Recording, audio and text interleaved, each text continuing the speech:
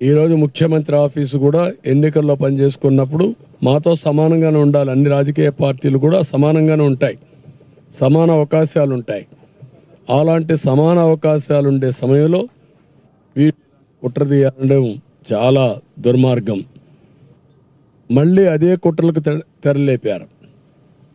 ఈరోజు మీరు చూస్తే మేము డిమాండ్ చేసింది చాలా క్లియర్గా, ఇంటి దగ్గర డిస్ట్రిబ్యూట్ చేయండి. ఇది సాధ్యం. మీకు ఆఫీసర్స్ ఉన్నారు, సచివాలయం ఉంది, యంత్రాంగం ఉంది.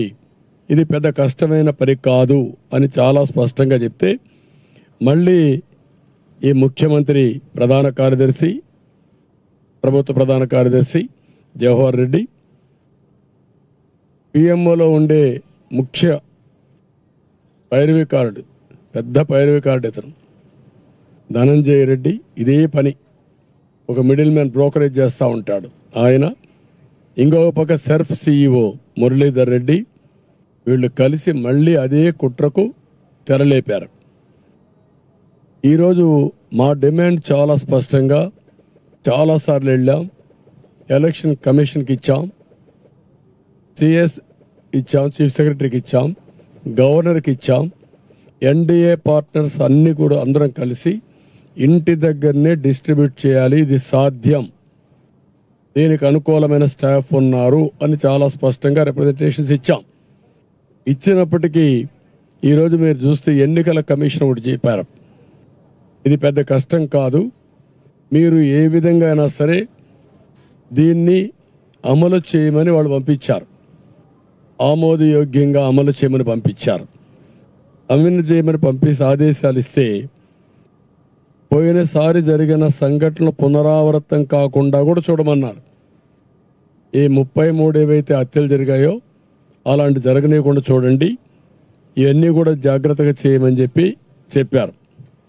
చెప్పిన తర్వాత ఈరోజు చూస్తే మళ్ళీ ఒక విషయంలో మీరు చూసుకున్నప్పుడు వీళ్ళందరికీ 1,20,000 మంది, 26,000 మంది స్టాఫ్ ఉన్నారు, 15,000 మంది పంచాయతీ సెక్రటరీలు ఉన్నారు, 5,000 మంది వెలుగు సిబ్బంది ఉన్నారు, 5,000 మంది వ్యవసాయ సిబ్బంది ఉన్నారు, 3,000 మంది హార్టికల్చర్ సిబ్బంది ఉన్నారు. వీళ్ళందరూ గ్రామ స్థాయిలో ఉన్నారు. అంటే మొత్తం కలిసి వీళ్ళంతా ఒక్కొక్క వ్యక్తి ఇవ్వాల్సిన 45 పెన్షన్లు. ఆ ఊర్లో ఉండే వ్యక్తి, ఆ ఊరి వీధులు కానీ ఎవరెక్కడ ఉన్నారో అన్నీ తెలుసు వీళ్ళకు. లేకపోతే వీళ్ళెందుకు పంచాయతీ సెక్రటరీ? పంచాయతీ లెవెల్లో సెక్రటరేట్ దీనికి అంటే వాళ్ళందరూ తెలుసు. తెలిసినప్పుడు ఒక్కొక్కరు 45 ఇవ్వాలి. రెండోది వీళ్ళు పోయినప్పుడు ఫింగర్ ప్రింట్ తీసుకుంటారు, ఐరిష్ తీసుకుంటారు, ఎవ్రీవేర్ బ్యాండ్ విత్ ఉంది. పంచాయతీ ఆఫీసుల్లో ఇచ్చేదే ఇంటి దగ్గర ఇస్తారు. దానికి వీళ్ళకి ఇబ్బంది ఏంటి అంటే అది చేయకుండా ఈరోజు మీరు చూసి మొండికేశారు. ఎన్నికల కమిషన్ చెప్పినా వినకుండా మొండికేసి మళ్ళీ ఈరోజు మీరు చూసి కుంటి సాకులు చెప్పి ఇది అడిగి పోలేము అంటే వాడికి దారి తెలియదు, ఊర్లో ఉండేవాడికి దారి తెలియదు, ఇల్లు తెలియకుండా వీడు ఉద్యోగం చేస్తున్నారు. అంటే ఎలాంటి కుట్రలు చేస్తున్నారో మీరు చూస్తే అలాంటి కుట్రలు చేసి మళ్ళీ ఇప్పుడు కొత్తగా బ్యాంకులో వేస్తామని అన్నారు. నేను అడుగుతున్నా, లాస్ట్ టైం మీరేం చెప్పారు? మా దగ్గర బ్యాంక్ అకౌంట్స్ లేవని చెప్పారు. పోయిన నెలలో లేని అకౌంట్లు ఇప్పుడు ఎట్టొచ్చాయి? You answer this.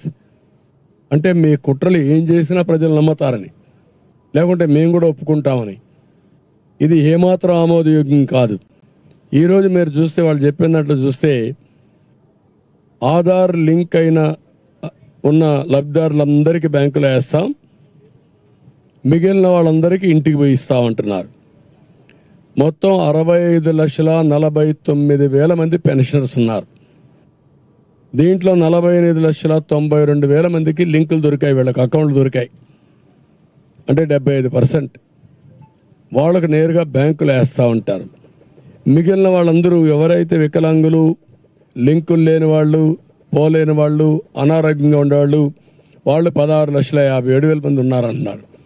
ఎవరు పోలేరు? మీ దగ్గర లింక్ అడ్రస్ ఉందా? వెరిఫై చేశారా మీరు? ఎప్పుడు వెరిఫై చేశారు? రాత్రి చేశారా? మీరు 65,49 మంది ఎవరు వికలాంగులు, ఎవరు ఆరోగ్యంగా బాగలేరు, ఎవరు నడవలేరు అని మీకు తెలిస్తే అంటే పోయి వెరిఫై చేసిన వాళ్ళకే ఇవ్వచ్చు కదా ఇంటి తెరిపోయి. నేను అడుగుతున్నాను, నీకు 75% అకౌంట్లు ఉన్నాయంటున్నారు, 25% అకౌంట్లు లేవంటున్నారు. పోయినసారి మా దగ్గర అకౌంట్లో లేవన్నారు. ఇప్పుడేమంటున్నారు మళ్ళీ? ఈ యొక్క 25 లక్షలు కూడా దీంట్లో అనారోగ్యంతో ఉన్నారంటున్నారు. అనారోగ్యంతో ఉన్నారని నీకెడ తెలిసింది? ఎప్పుడు చెక్ చేసావు నువ్వు? దాన్ని బట్టి ఆలోచించుకుంటే బోగస్ ఇన్ఫర్మేషన్తో వీళ్ళు కాలయాపన చేస్తున్నారు. ఇది కరెక్ట్ అప్రోచ్ కాదు, ఇది వాస్తవానికి దూరం. ఈ విషయం వీళ్ళు గుర్తుపెట్టుకోవాల్సిన అవసరం ఉంది. ప్రజల్ని మోసం చేయొద్దండి. ప్రభుత్వ యంత్రాంగం బాధ్యతాయుతంగా పనిచేయాలి తప్ప బాధ్యత రహితంగా పనిచేయడం కరెక్ట్ కాదని కూడా హెచ్చరిస్తున్నా. ఇవన్నీ చూసినప్పుడు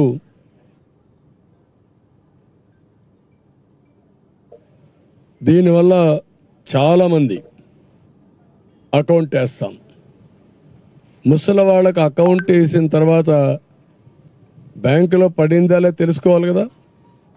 ఎవరు చెప్పాలి వీళ్ళకు? దానికి ఇప్పుడు అందరూ సెల్ ఫోన్లో చూసుకుంటారా ముసలి వాళ్ళందరూ? ఆ శక్తి ఉందా? అంటే మీరు ఎన్ని డ్రామాలంటే మళ్ళా వీళ్ళ ఆ బ్యాంక్కి వెళ్ళాలి. అంటే నిన్న సచివాలయం చుట్టూరు తిప్పించారు, ఇప్పుడు బ్యాంకుల చుట్టూరు తిప్పిస్తారు. ఒక విషయాన్ని ఎంత కాంప్లికేట్ చేస్తున్నారంటే, ఏ విధంగా ప్రజల జీవితాలతో ఆడుకుంటున్నారంటే, ఇంత మునుపు 2 కిలోమీటర్లు 3 కిలోమీటర్లు వచ్చేవాడిని, ఇప్పుడు బ్యాంక్ అయితే 5 కిలోమీటర్లు ఉంటుంది. కనీసం అన్ని ఊర్లలో పక్కనే బ్యాంక్ ఉండదు. ప్రతి ఒక్క పంచాయతీలో కూడా కొన్ని బ్యాంకులు ఉండవు.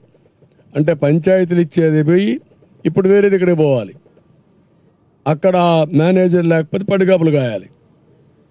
అంటే వీళ్ళ అవసరానికి డబ్బులు రాకుండా చేసి మళ్ళీ నిందలేయాలి, బురద జల్లాలి. ఇది ఒక కార్యక్రమం కింద పెట్టుకొని కుట్ర చేసేదానికి తెరలేపారు. దీన్ని నేను చాలా తీవ్రంగా ఖండిస్తున్నా. 45-46 డిగ్రీలు టెంపరేచర్, వడగాల్పులు, మంచినీళ్ళు లేని పరిస్థితి చాలా గ్రామాల్లో. ఇలాంటి సందర్భంలో ఇప్పుడు ఎక్కడ చూసినా మంచినీళ్ల కోసం ఆందోళన చేస్తున్నారు. ఇంకొక పక్కన ఇలాంటివి చేసి ముసలి వాళ్ళు ఎప్పుడు కూడా ఒక ప్రమాదం ఉంటుంది, బలహీనంగా ఉంటారు. పండుటాకు మారిగా చిన్న గాలి వస్తే ఆకు రాలిపోతుంది. అలాంటి ముసలి వాళ్ళని మండు టెండల్లో బ్యాంకుల చుట్టూ తిప్పుతామనడం ఏ విధంగా సబబు అని అడుగుతున్నాం.